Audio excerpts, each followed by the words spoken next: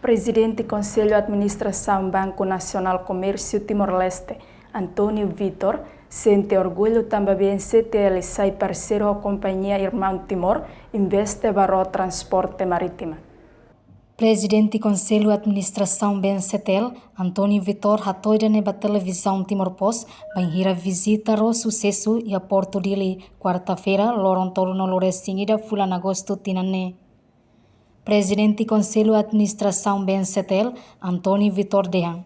BNCTL contente futuro do setor privado, li husi Timorang ida nebe fiarang, hakara que investe e setor transporte marítimo. BNCTL aprova o san crédito montante o san dólares americano, milhão ida racing, o duração crédito tinanwalu. Aprecia e orgulho muito para BNCTL, pelo sai parceiro o Irmão Timor, o senhor Zulimo, para bele investe e ro que a necessidade facilitar o transporte marítimo facilita e tem comunidades e tem a população e o custo ou lá o custo é mas que o serviço hal serviço estado nia bato e o custo para que precisa e facilidade que bele completa tá sai da manhã elas batom ainda mas bem complementa tá completa tá sai da setor público então é adiante setor público investe o lugar e ita ini passo ida que significativo deve vai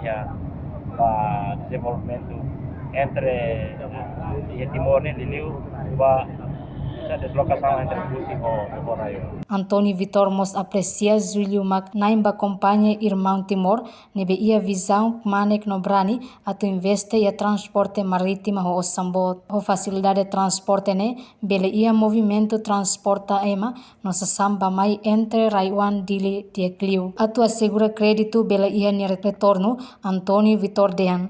Banco Nacional Comércio Timor-Leste BNCTL, lao saredet ba garantia husi crédito, mas be haremos ba cash flow business ne bele selo falem ni obrigação.